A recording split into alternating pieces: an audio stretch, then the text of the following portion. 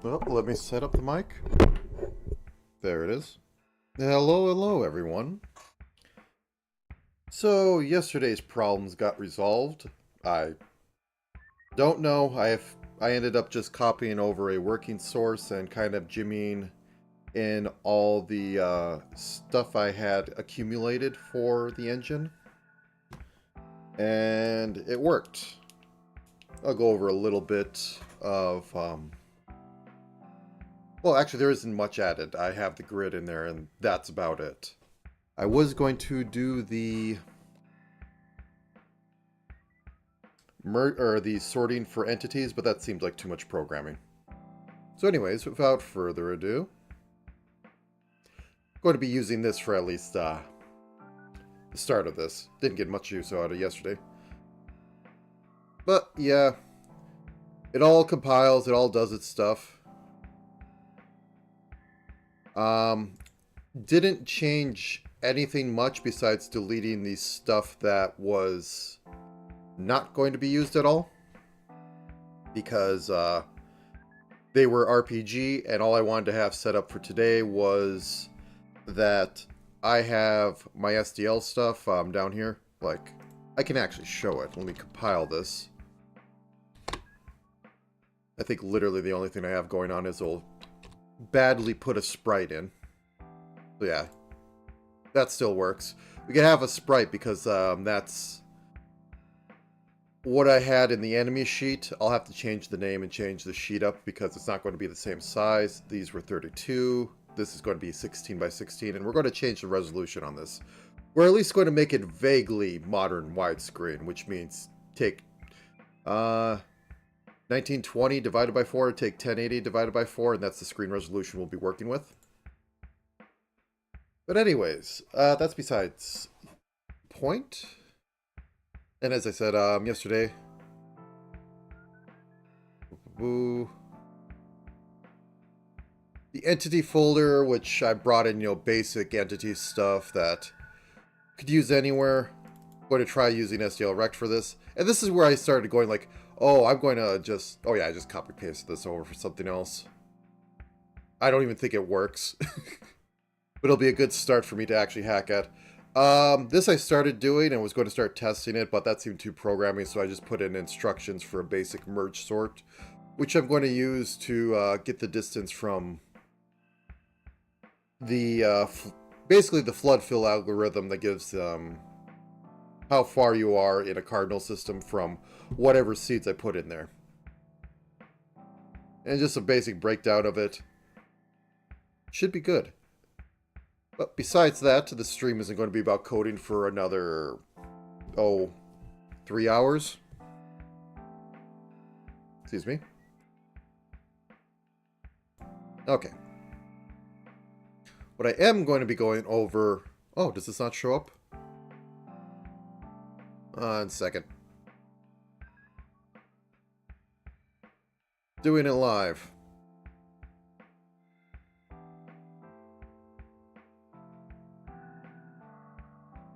Can I capture it with game capture?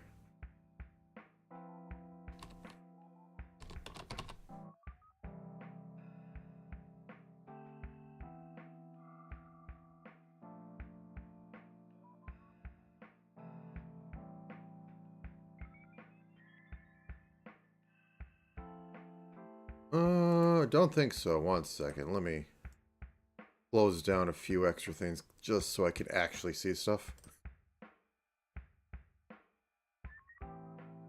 Million folders I have up. Yep, could discard that. Close that down. Suppose for now I could close the folders. Now let's see if we can actually see something. I guess it'll be window capture then. 2026 calc, because I'm using OpenOffice. Oh wait, is it in the list?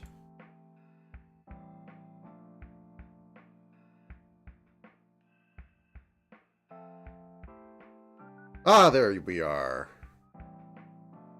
Let's move you down here. Boop, boop, boop. And we'll zoom in, just so it can actually be readable. To some degree. I have... Oh, let's actually rename this. So, this is today. I know there's 8 days on here, but we're starting at noon, we're ending at noon. That's 7 days. I'm going to be working on basic display, basic movement, basic GUI. Probably going to get a few other things in there. Tomorrow I'm going to get in the basic dungeon design, which I am going to work on... This in front? That is not in front. A sprite lives in front of everything. So, I don't know the exact name of this method, but effectively, you have your room. You have another room. I'm just going to make these different colors so they can be vaguely separatable. This is, sometimes I think, I've heard of it called physics layout, but that's mostly because they actually use stuff that's physics related. And I'm not going to be. But the basic idea is that you have all your rooms set up, and then you take one of your, then you go through the list, and you basically nudge it in a random direction. You can even like nudge it until it doesn't collide with anything. Nudge it until it doesn't collide with anything. Nudge it until it doesn't collide with anything. Nudge it until it doesn't collide with everything. And then once everything isn't collided, you just take these up and link them to their nearest neighbor. And I'm trying to think of any mainstream ones that use this. Off the top of the head, can't think of any, but you can always tell because they don't use a grid at that point. They don't use a room grid. The way I did it was nudge it all the way off, but for the true one, I think it just randomly moves it and they jitter until they just get out, and then they take that off the list and they keep jittering everything by one frame until the Browning motion eventually takes them and they don't collide anything and they don't bother. But yeah. Then you do triangulation, whatever. The way I've seen this used is that they're actually linked up to start with. And so you get your corridor for free or something. But I think I'm going to use that. I'm going to reuse the grid system to put in the subgrids. I was experimenting with that, and I got some good effects with I did show a little bit of it, but I was working on that just to see if I could get a better grid system for maps and how to just blitz stuff in and all that. That's where I got that code from. Been working on it for a month or two now. It'll get some good use today. But anyways, that's my basic idea. I think I'm going to go with it. I'm going to have some preset rooms that don't have corridors in them, but I could set them up to have various features in there. We'll see how it goes. It might just be for decoration, and the corridors will ruin everything anyways. But that's neither here nor there. And then the relic system, which I'll get into, enemy AI. Tuesday is probably going to be the main spriting day, but I am going to be doing sprites today in order to, get stuff in there. Items, enemy attack display, which I'll get into. Testing is definitely going to have to happen Wednesday. And Friday, or Saturday, probably, honestly. Major testing points, and this will be a polished cycle, definitely. Excuse me. But otherwise, I have this as a tracking list of what major components I'm going to have to make. The entity isn't going to be that expansive. The item is likewise. The relic and room might be the only thing that gets kind of weird, because I want to track by room for triggers and stuff. UI. So, I did this a few years ago, I believe. Where basically enemies will...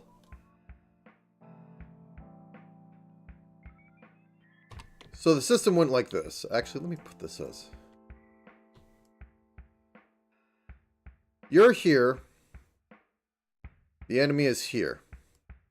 It's going to plan its next attack based on where you are. So the whole idea is that you're able to avoid this because it'll just like literally display like, I'm going to attack, and that's where you are. So you'd be able to like move out of the way or whatever.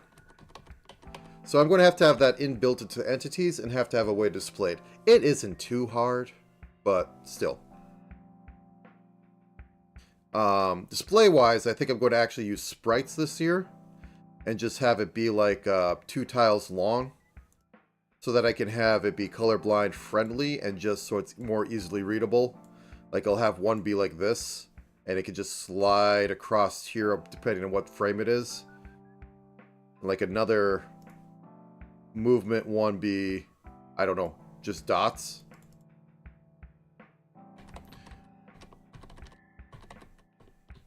Something of that nature. But the enemies are going to have to be very deterministic, and they aren't going to change in the middle of things. I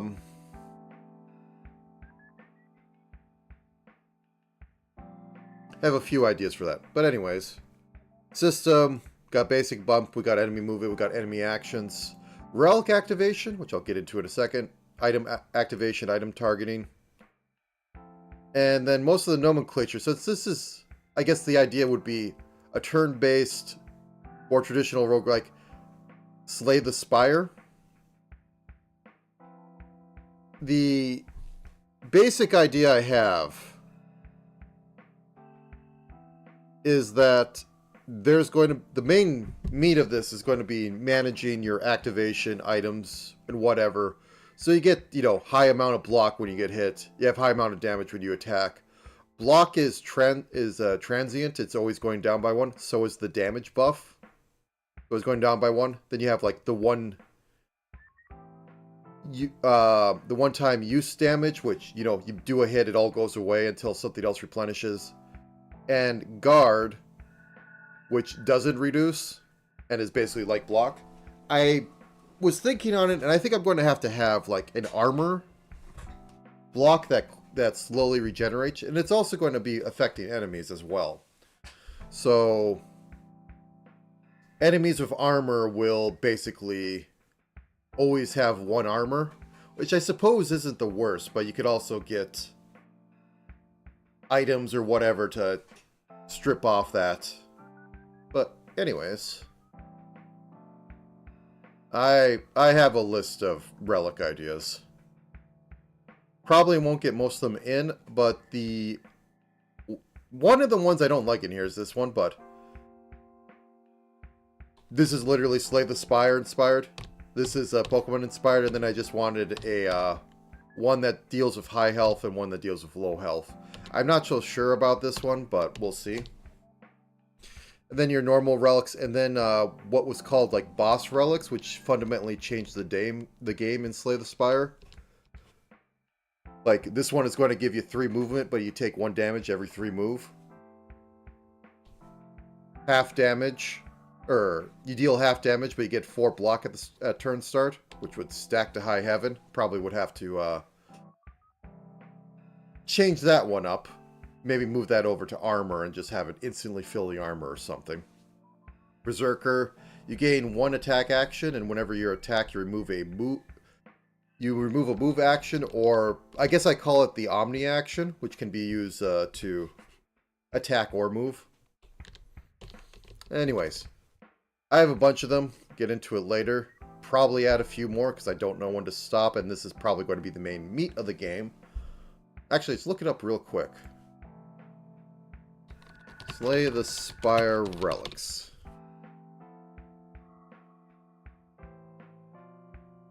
How many relics are there?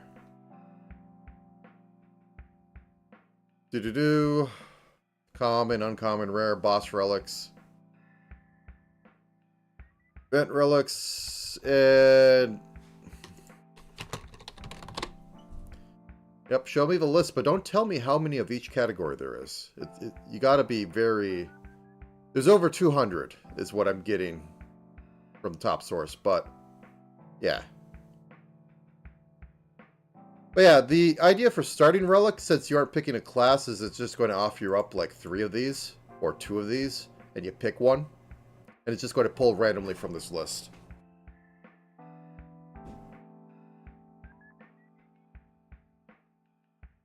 Oh, they have the total list there, but they can't tell you how long it is. And I'm not going to count up over 100 items.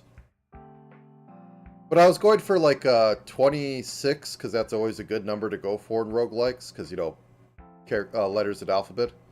But, yeah. I don't have much for enemy ideas, but they have to be really basic. I'm going to have to figure out a way to display how much armor they have that isn't too off, because it's very important. Probably just have it float below them. Probably have it render on its own layer after all the sprites are rendered. And then I also have to make some bosses, which are going to be the fun ones. And I haven't even touched items yet. So that's mostly what I've been thinking about and going to fledge this out a little bit more. But the basic idea I have, because I didn't get to go into it, is you start game, you get to screen, it's like, here's your starting relics, choose one. Then either you're going to like your first room or whatever, your first level, which will have like 5 rooms put in there for you to go through. And my idea was that it puts an entrance room up here and an exit room somewhere along the bottom of one of these. After you get to that, you get a little pop-up where you see like 2 doors. And the 2 doors are going to have symbol. This is mostly like Hades, and I like the system because it doesn't clutter things up. Like, I'm not going to have it like down here where you have the 2 doors, because I think it'd be more fun to actually choose. And have some sort of symbols up here to say, like, what's in the next room. And then it's going to generate the next room based on, like, whatever you pick. Like, if it's shop, you go into a shop area, or more likely, you go into a shop room, and you miss out on being able to do another room, or you have, like, hard room, but you get a relic, or you have swarm room where there's lots more enemies. That's the basic thoughts on it. And you do that until you get to, like, the boss room, and then you fight the boss. You get a choice of... Well, actually, it wouldn't be on here. You get your choice of... pulled from the list. Like, I'm thinking 2 of these relics and then 1 of these other ones. Maybe, or maybe just 3 of these and you pick one. Some of these, because they all have drawbacks, like, and I don't know how well some of these are going to interact with each other.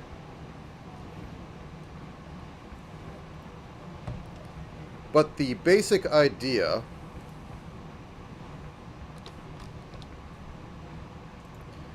is that you're going to start the game with 1 Omni action.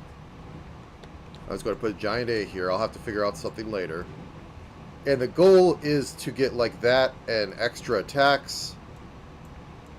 And then extra moves. I'm going to just put an M here. And then, like, you know, by the end of the game, you have, like, either through some equipment or a combination of relics, like, a lot of actions to take care of, like, harder enemies. Like in Slay the Spire, you upgrade your deck, you get your extra action from boss relics, and then you occasionally get extra, or, well, mana from normal relics. That's kind of what I'm going for, but it's more in an action economy. Don't know how well it'll work. May or may not have, like, just standard upgrades if you find them, but we'll see.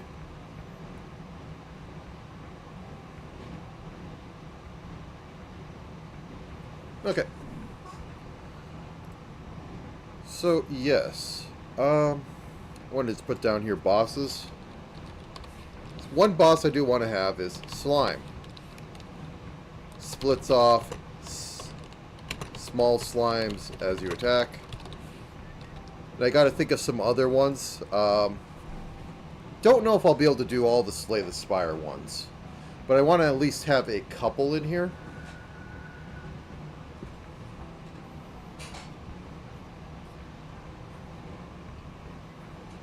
Sorry. Yeah. Not much more to talk about on that, but brainstorming in here.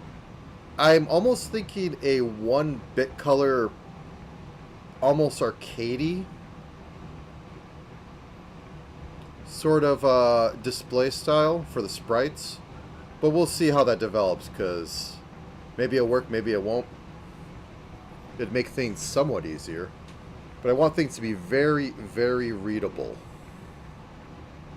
And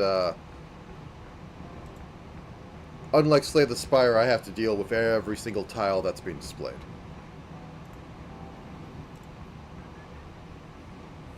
Now, how to stretch this for 3 hours? Well, I guess I go through some enemy ideas. Well, I just said make a slime.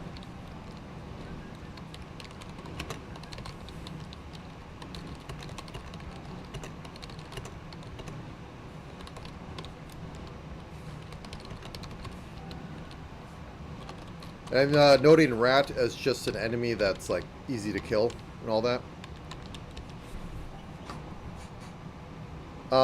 One thing I do want to have, and I have to think of how to do it, is to...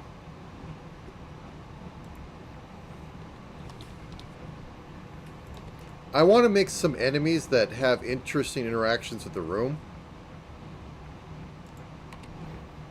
So basically you have the room... I want to have the Metroid, like little Zumba things that... You have him in here and he'll go around and he'll just circle the room. And like maybe he'll dip his nose into a corridor, but I don't want him to... don't want him to leave the room. Which I'm going to be able to do because I'm tracking stuff by rooms. Slay the Spire had stuff that happened like on start of combat, on end of combat. And I'm going to take that into this by doing it per room. Which is why I have as part of the components the whole room thing. And I didn't go over all the relics because, I mean, like, I just brainstormed and threw them all down here. But stuff like Sizzling Blood, gain health for first enemy killed in a room. So I have to have the room stored in the system. I have to have a tracker for if an enemy was killed in that room.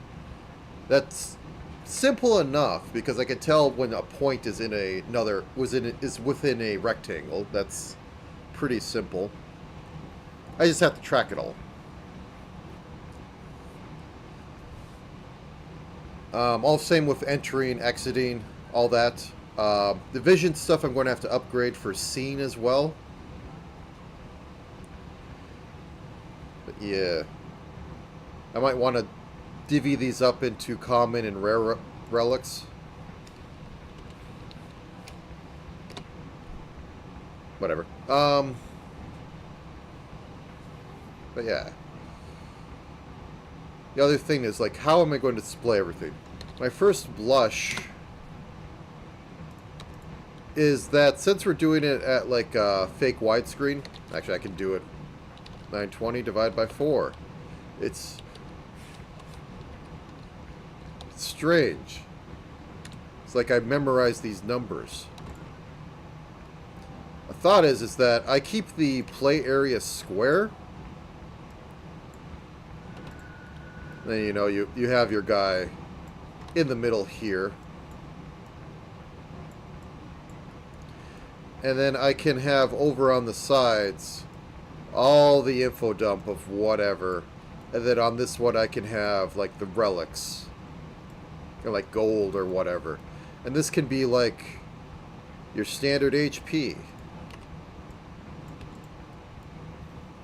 And then I can have the various movement types. Like I can have this giant A be for action. And then, you know, like a boot for movement. And these could just stack up over here, and, you know, like that for attack. That would make sense outright. And then maybe also have like the items. Like I'm going to have a little inventory. And this is very much like old school roguelikes, like let me bring up ADOM.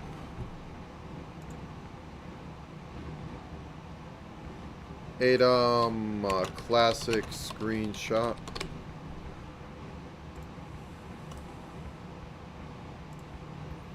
So here's the old ASCII of ADOM, where you have your text scroll up here. It's very small, but then you literally have all your information dumped here. I'm saying it doing it like this, but keeping the middle, like old main or emulation setups, because you know everything's wider screen than 4x3. So they just dump random graphics on the side. Even the Game Boy Color on like the N64, the Super Game Boy, would dump the just random graphics on the side because you got to fill space. But the other part was like they kept this is because this was the only area they didn't have anything scrolling beyond that,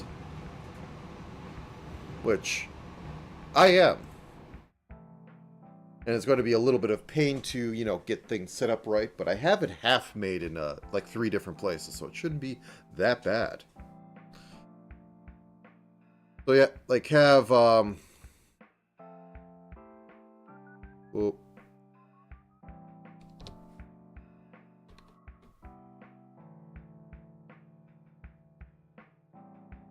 like you have your actions over here, you have your health up here. You have the items, and I think I'm just going to go with a weapon and equipment type thing. Oh yeah, that was also the other thing I wanted to put up here, which was like temporary attack up. Whoops. So I have 2 different ideas. The attack up that goes down at the end of every turn. The attack up that just goes away in one attack. And then for armor, you have your blocks.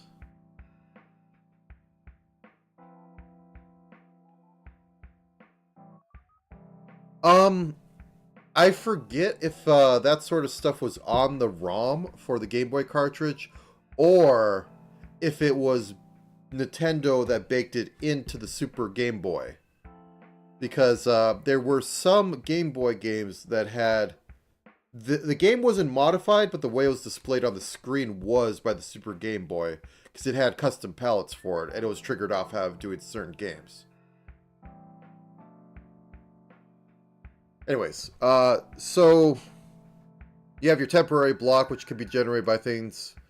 You have your guard that I was talking about that like would remain for a while, or that would sit around. And then I was also thinking, because I trying to square the circle on like how armor will work. And I think it will just like be... You have a maximum amount based on like the equipment you have. And this like will slowly go up by 1 or possibly 2 if you have like heavy armor. Until it reaches the maximum at like the start of your turn. Or end of the turn. Either way, it doesn't matter.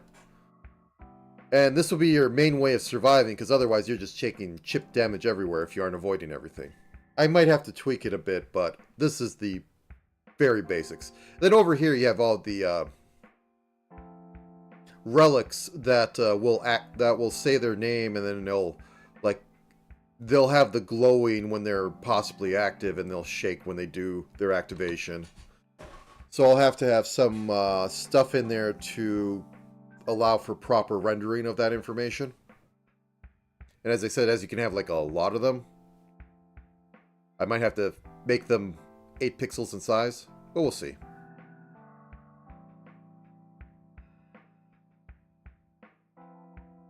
Excuse me for 1 second.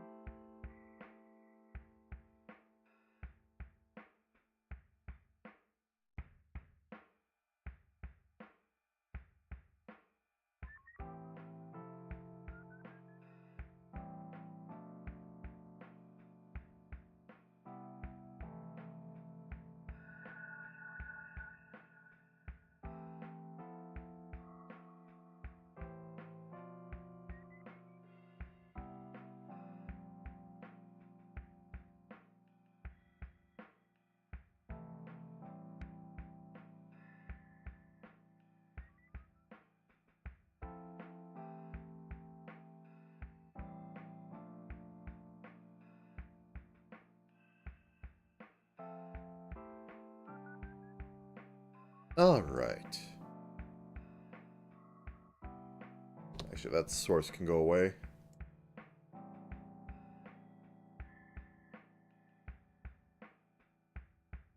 Yeah, this might get a little choked for space. I don't think I'm going to have it like Slay the Spire, where you can get everything in the game, which is like 200 and something relics if going by quick, like how many are in game is actually correct. But I do know in Slay the Spire, they have like a special relic that you can get after you get every other relic. It's like once you deplete the pool, it's just like, here you go. Don't know why you went this far. But I think there is like an infinite mode after you like beat the game.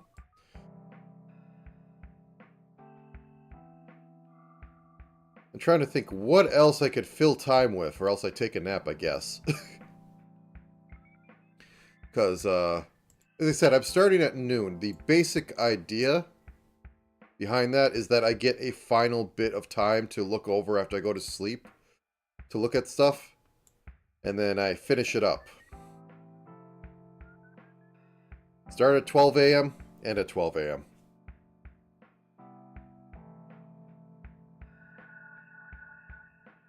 Or is it 12 p.m.? I forget how it goes sometimes. Anyways, whatever. Noon.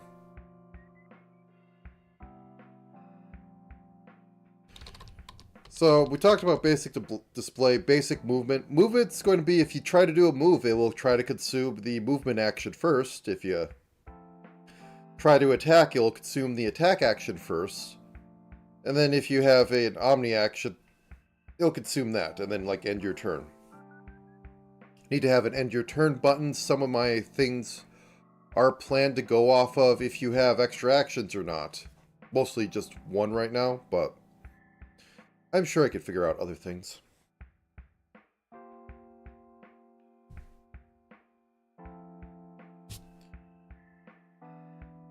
Got a hangnail. Okay, anyways. Let's just put Wednesday boss design, because they're going to be the hardest ones in here, because they're going to be more interesting than the rest.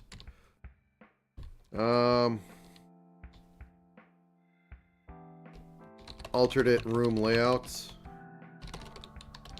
Testing relic interaction. Relic display polish.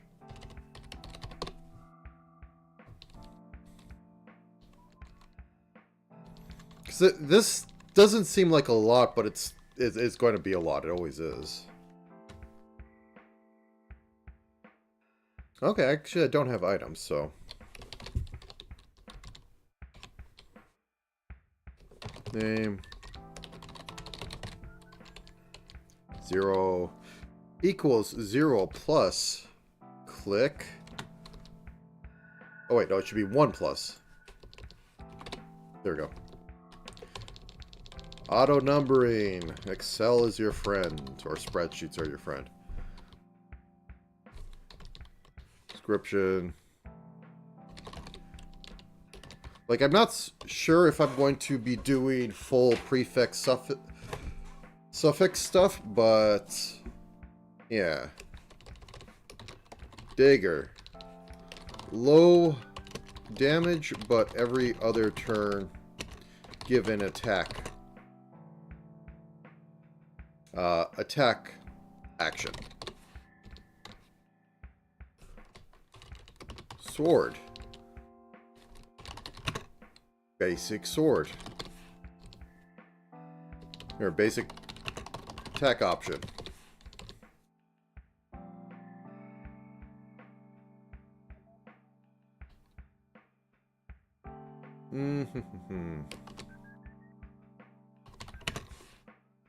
Axe, what would be the best thing to do for that? If I should even go there. Basically, I want, like, you know, the heavy option.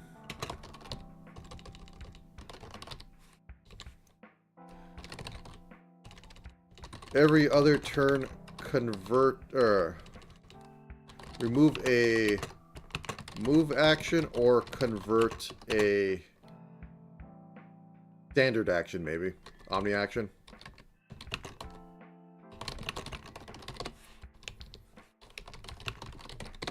That could be your Trinity, where you have, oh, sometimes you get more attacks. Oh, sometimes you get less move. And you do more damage.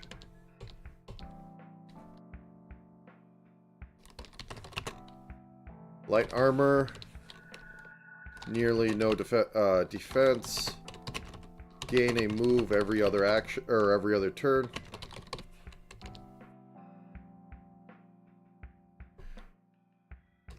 Medium armor.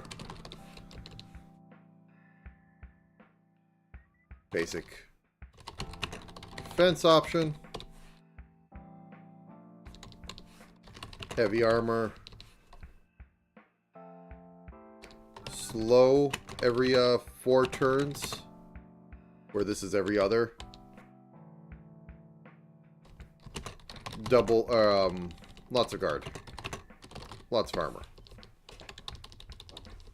And I think this is how the Trinity might work out. Maybe I'll diversify a little bit, but I need to have it so that you get some extra actions from other sources than just the relics. Even though, like I'm saying, like the boss relic should give you an extra option.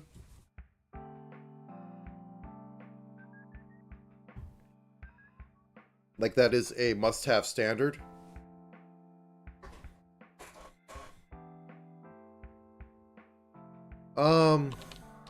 As for items, well, one, I'm going to have like some sort of bomb that you can just place on the screen and it'll do like a not Mega Man, a Bomberman, you know, fan out of damage, because it'll just literally make an enemy that is a bomb enemy that'll explode in 1 turn. It'll display like where it's going. It's a little plus action. And then, you know, blow itself up and then damage all the other enemies. And I'm not going to make it line of sight or anything. Pretty much all of my items, I'm not sold if I should make them go off an attack action or not, because you are consuming them. Except for maybe wands. I don't know. We'll see what happens. But they're going to be smite targeting, so I'm not... As long as you can visually see it on the floor, you can drop it down there. So I'll have to make that system. You know, honestly... Smite targeting.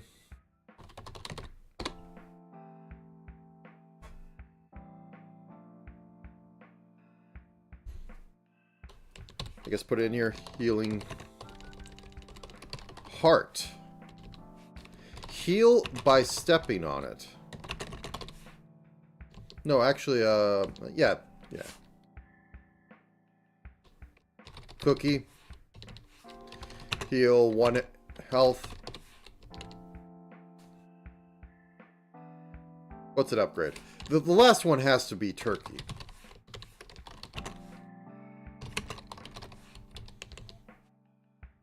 What be medium? Sandwich. Heal 3 health.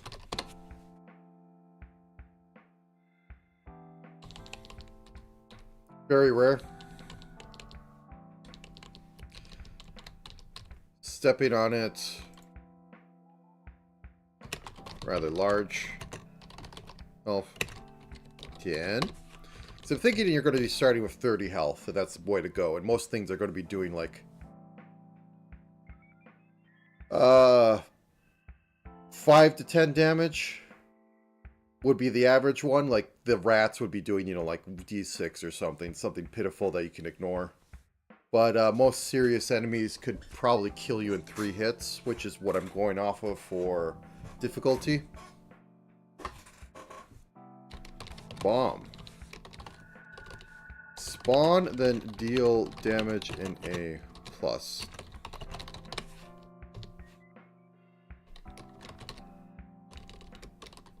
Teleport scroll.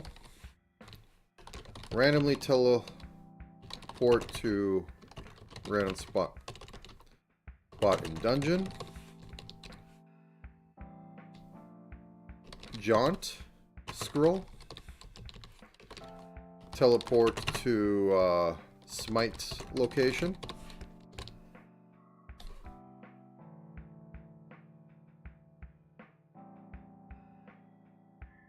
Oh, here's an idea. Teleport staff. Teleport smite to random location. Recharges every level. Heal staff. Heal 5 health. Recharges every level. Like, the staffs can recharge every level, which means they sit there and they take up inventory. And they're dead weight when you use them.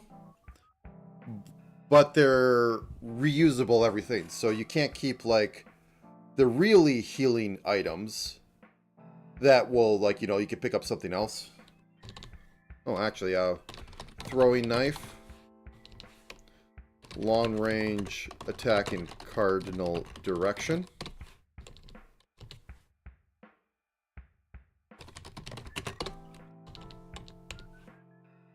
I guess I'll also put that in there.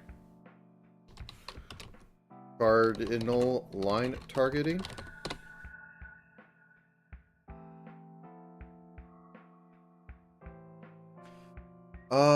Anything else?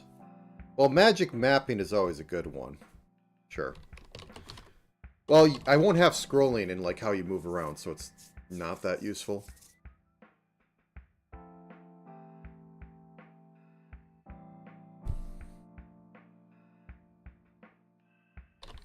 Confuse scroll. Enemies within Fu are confused. Randomly choose action and direction.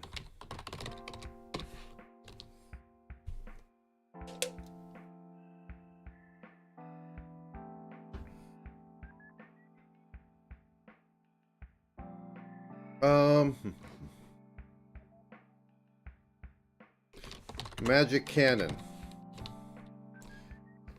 Shoot a piercing attack in a line. Cardinal targeting. Totally not going to be a little hexagon. So we have your basic... Oh, yeah, we need to have some of the armor stuff. Shield. Charm. Add 10... or block charm. Yeah, let's call it that. Block charm. Make sure I could... Yep, you can see everything. Add 5 block. Strength potion. Add 5 strength.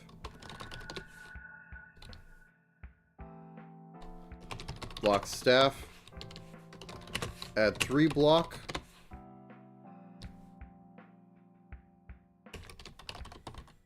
Charge every level. Could be every room too, because I'm using rooms as a resource, which is kind of interesting.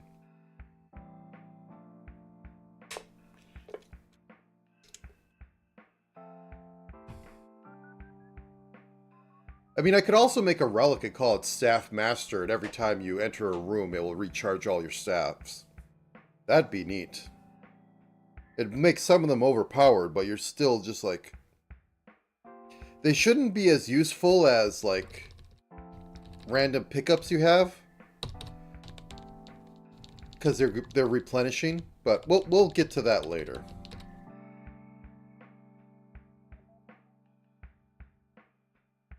Fury Staff. Add 8 one-time damage.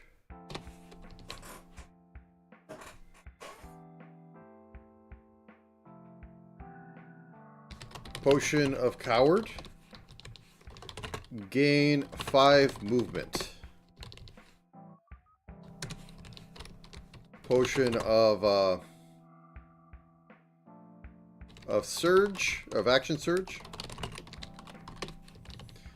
Gain 1 Omni Action. Potion of What is it? Potion of Mastery of Arms. Gain 3 attack.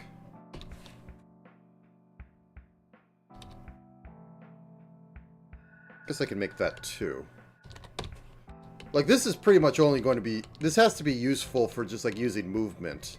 But also has to be like, oh, I could probably use that for attack, but it can't be as good as, like, that one. Because if it's just adding 1 action, moving away 1 tile more isn't as helpful as possibly just smacking the thing, but we'll see.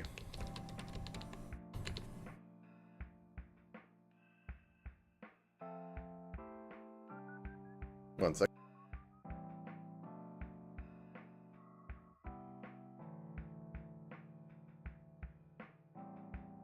Also, you know what? When 11 rolls around, I'm probably going to make some lunch, just so I don't have to eat later. But yeah. Anyways, so that I only have to fill air for another hour. I should have made it earlier, but if I make it earlier, I can't actually do any polishing before the thing comes up. So I'm stuck in a catch-22. I can make it earlier, but I don't have any polish the last day. Or I can make it later, but then I don't have anything to do on the stream beforehand. I should have made the stream later, but, you know.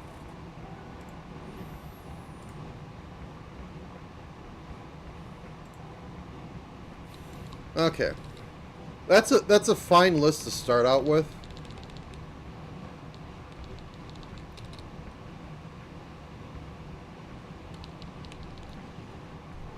I mean, could have another one. Talesman of Movement. Gain 1 movement. 10% chance of breaking after entering new room. And I could have a series on that.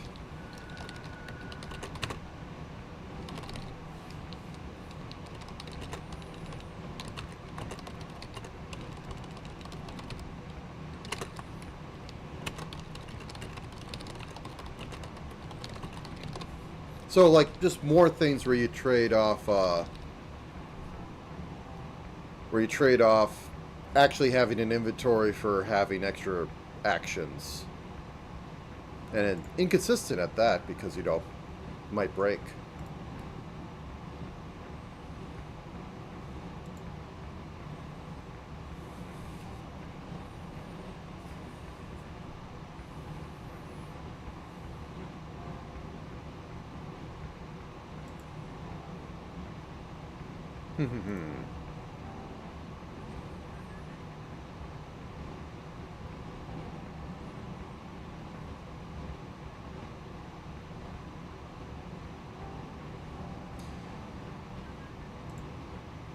Probably figure out some other things.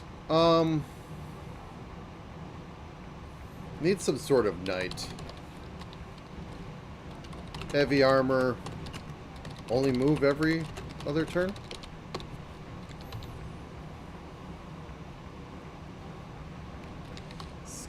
Skeleton. Dies leaving a skull, which may revive every turn. Which, as you know, skull. Every turn, roll on a 5% chance, turn into a full... This is basically Staphos, I believe it was. But you had to, like, bomb them or whatever. I won't require that, because you won't always have bombs or explosives or who knows what.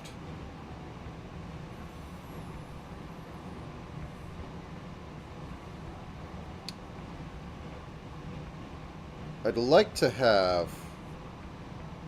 Actually, let me just... No, that's not the thing I wanted to do. There we go.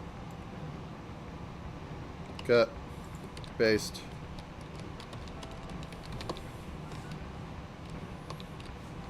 Just 1 plus that.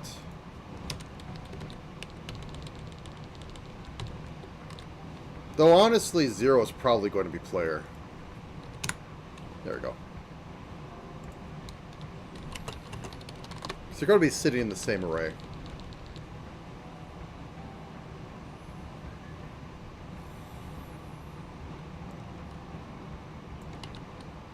So let's try to come up with a few more. Edge crawler. Go around edge of room. Attack if player is next to.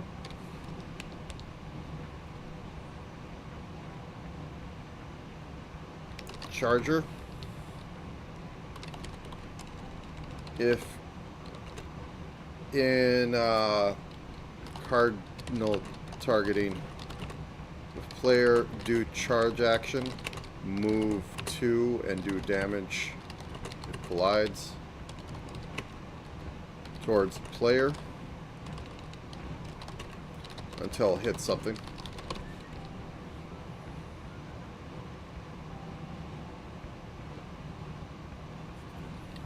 Mobile cannons. Move in either X or Y, bouncing off walls. If player is in other axis, fire a piercing shot that can hurt.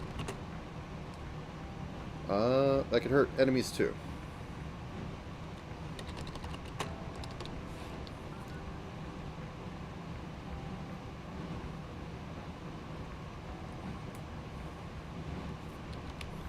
Statues. Undamageable, but turn off if no other enemies besides statues are in room.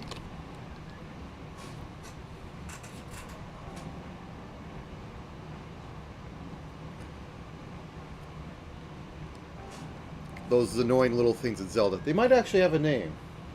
I could look it up, but no. Do.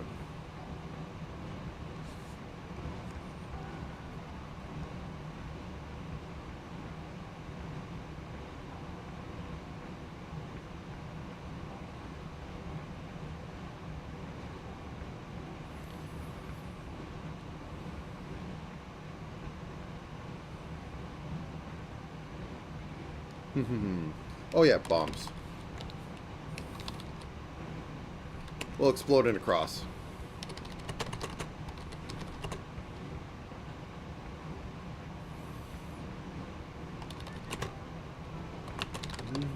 Should make something that makes bombs. Mad Rat will throw bombs at player every few turns. Throw bombs next to, which is pretty much a Super Mario 2 reference. I believe that's what it was, or the Doki Doki Panic.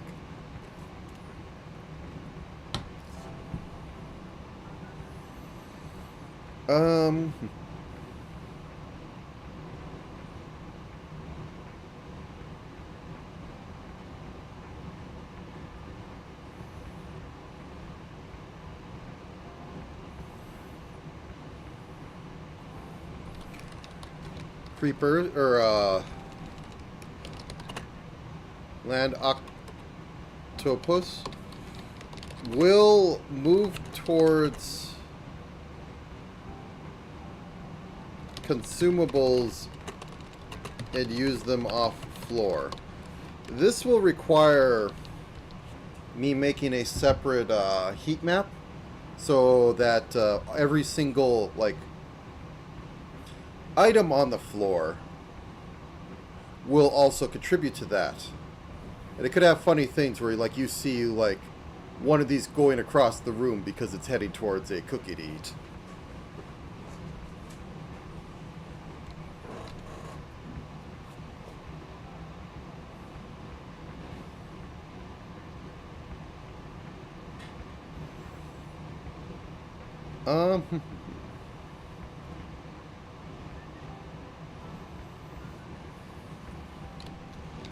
fly.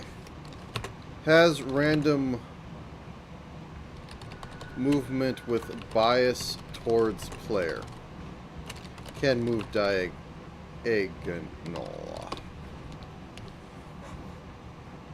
I want to get like 26 of these because, you know, as I said, Latin alphabet.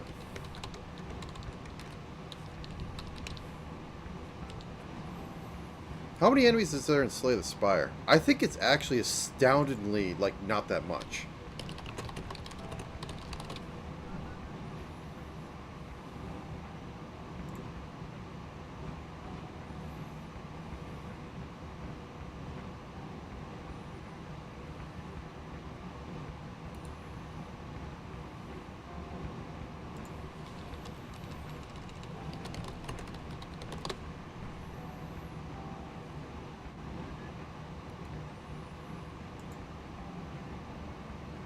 Okay, that's 4, 8, 12, 16. So this is including bosses, but they also did something interesting. I'm looking at this, and they have more enemies in the first act than they have in the rest, which is the proper thing to do. Because you're going to play the first act more than any other act in the game. Yeah, they basically have 2 variants of slimes in the various sizes. Some palette swaps right off the bat. And some of these are just singular encounters. Like the goblins are, like most of them get spawned by the other ones.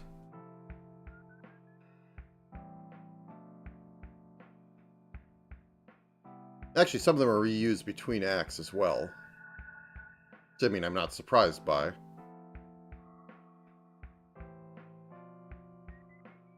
This is missing some. But I guess they don't have the elites on this page, so... Which there's a fair amount.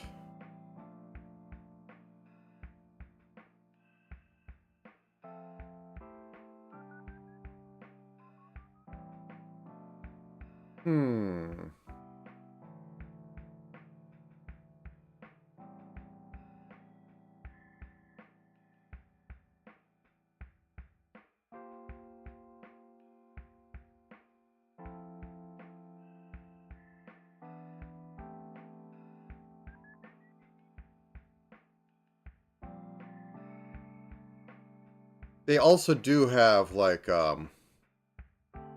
3 possible bosses every act. Which, I mean, is a good number to go for.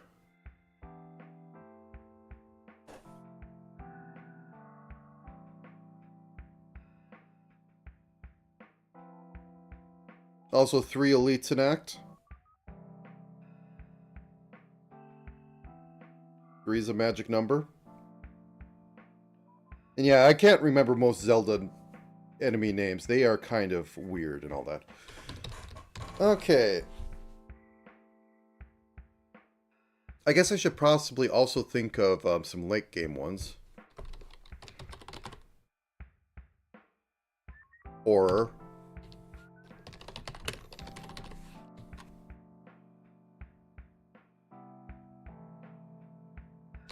Can spawn non-moving enemies to trap.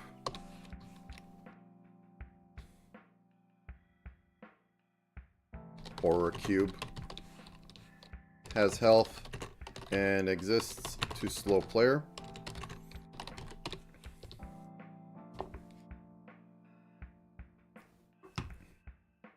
Yeah, I tend to overthink of let's just do it. Whoop. Let's get up to that magical 26. Whoop.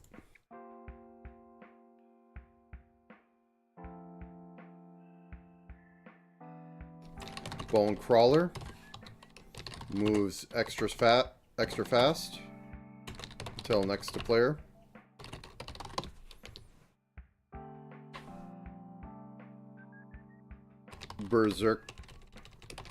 Berserker.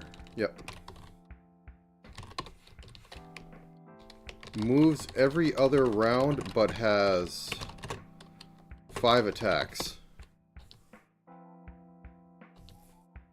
So that'd be an interesting one to deal with. Did I start flipping open a random D&D book? Think it will. 1 second, let me go upstairs and get my stuff.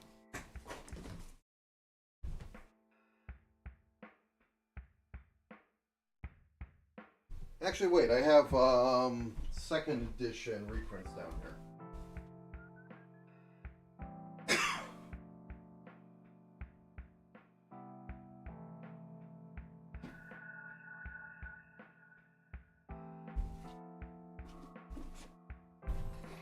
Your ASMR for the day?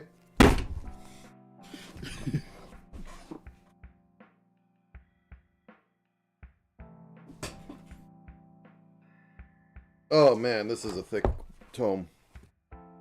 Man Scorpion, we have humans, goblins, Goblin Spriggan, Giant Desert, Fungus, Elemental, the various gem dragons, a Moondog. You got your slimes, your poltergeists, your puddings.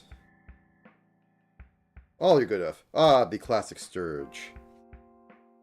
Troglodytes. Worm Wrath.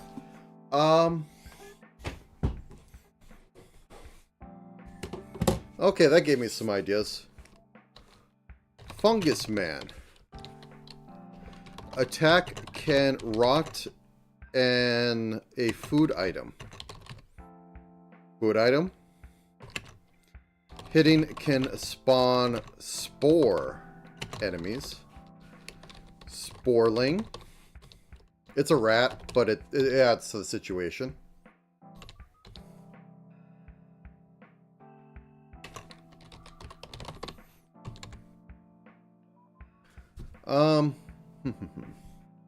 What other ones did I see in there? Goblins. I don't quite want to use goblins. Though I'm doing this arcade, so stuff should be very readable, and a goblin is kind of readable. What else did I see in there? Sturge. Okay, yeah, that's one. Vampire Shrew. Attacks heal HP.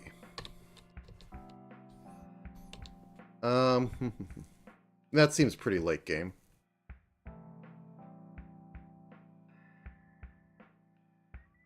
We already kind of have slimes. I don't want to dip in that twice. Some of these are just dependent on there, so I think we should extend this to like 30. Problem is I have to make sprites, but I can make sprites in off time, and I don't have to make them on screen. Why am I doing that?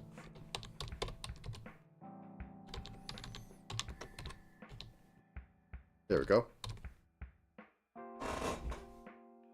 Oh yeah, I was thinking. Eye tyrants.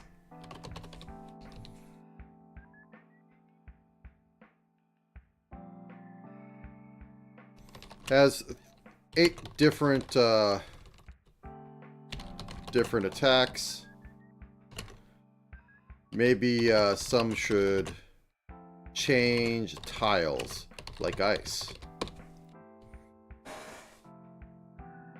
You gotta have your non-copyrightable Eye Tyrant, or Big Chungus, as one guy who makes all this stuff, all this random book stuff went with.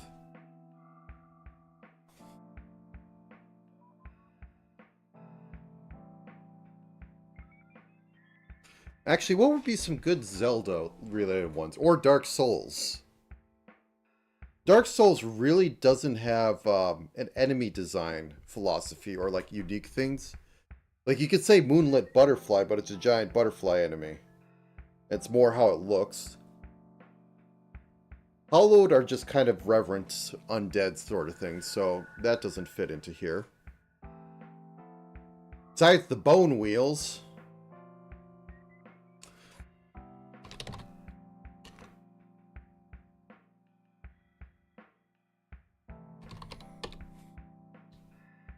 Yeah.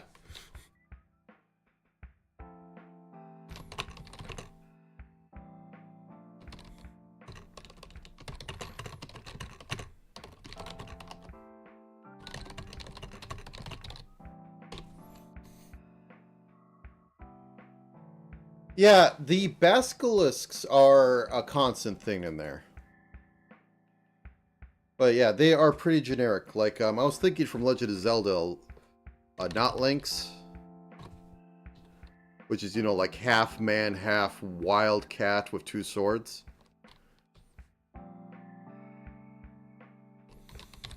Double attacks and can do pounce with...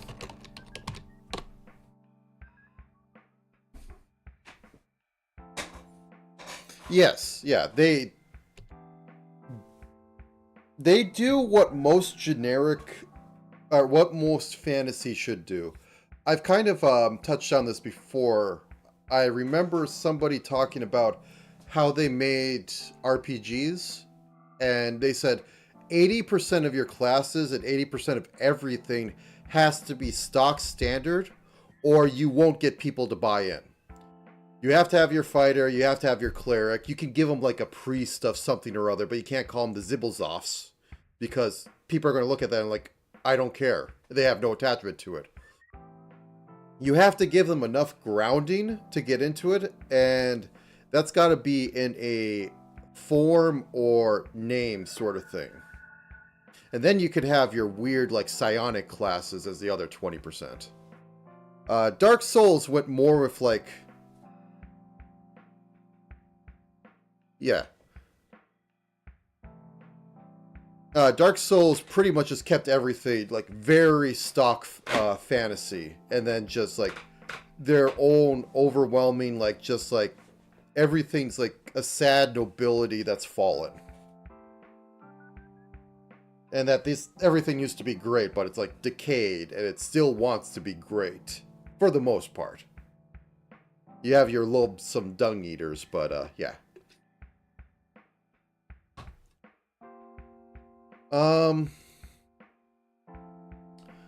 Octoroks I'm basically having by having the Lobber. But yeah, you need your grounded start.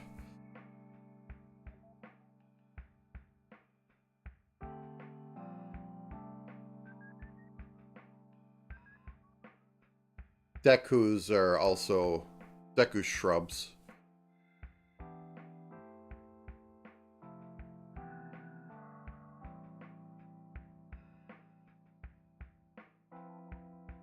Morrowind is... Yeah, Morrowind is a very weird one. And I think it was partially released in a time where a lot of fantasy tropes for like those sort of games hadn't become like people... How to put this? I'm going to put it on a curve, that's how.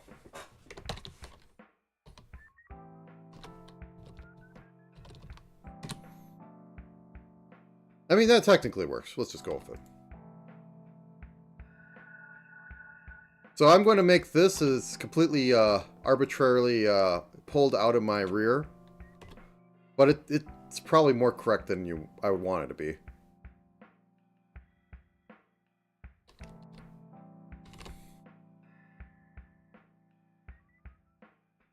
Because I tend to think most things fall on a bell curve of like where the general consensus is. Either you like it or you hate it. And once you have a binary choice, you have people that kind of, they're lessening until like they're on either side or they don't care right up at the top. Because most people don't care about most things. They have a little bit of leaning, but if you like say like, oh, you have a person that, hey, do you want a pizza? It's like, sure, I'll take a pizza. It's like, I guess I'll take a pizza. Like, no, pizza like is offensive to me. Most people would be like, yeah, I'll take a pizza. I'm not like that against it. They aren't going to be like, oh, this is the best thing in my life. Anyways.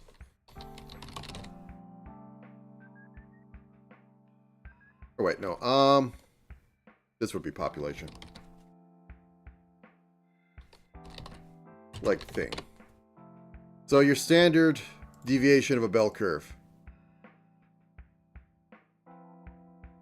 Where right in the middle you have people being ambivalent, and then on these extreme edges you have your dislike and just will not and will always. And this would be over weirdness. And I would say in the earlier days, these would be squished. This would be like squished over. Because there's nothing established, so there's nothing that is weird yet. Everything is weird. When everything is weird, you could just get away with anything. That's like why weird fiction was a genre, is because nothing had really been established yet as like, I want to read a fantasy, I want to read a sci-fi. Everything was kind of mixed until like you got more people in, and then they started like sticking to like the middle, where it's like, this is what I expect from there because I have all this experience and all these data points to say this is what a sci-fi is.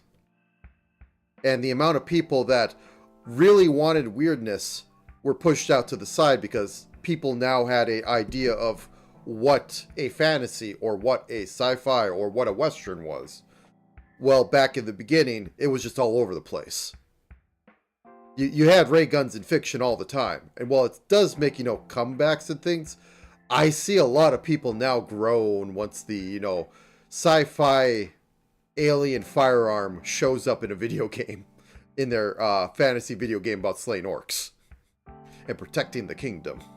But anyways, that's neither here nor there. It besides saying, like, I think like 80% of it has to be your stock standard with like aesthetics sprinkled on it, and then you can have your really weird stuff. What was I going to say? What was the next thing going to be? More Zelda?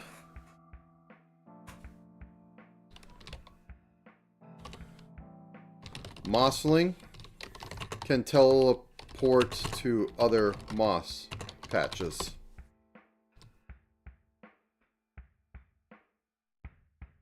And that could just be a tile. Must be a spawned tile.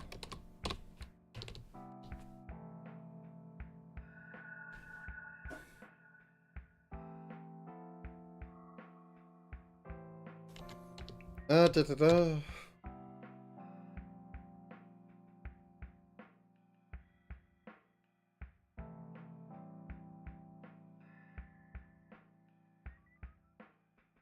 Venom worm.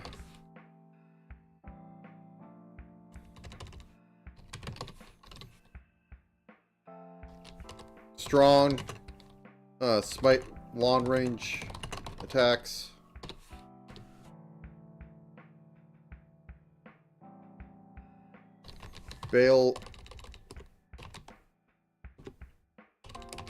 Baleful Beast has AoE cone.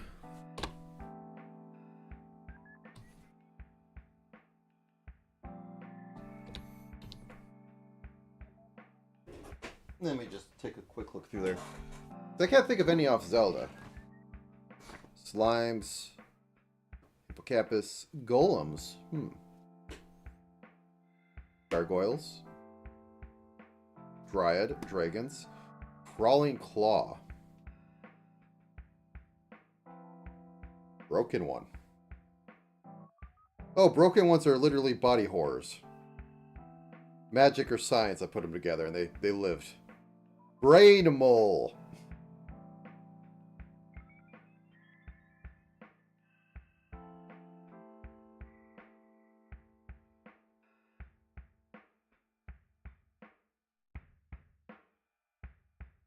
Oh man, looking at the beholders is kind of funny, but they actually have a percentile roll if you don't target something on what you're actually hitting.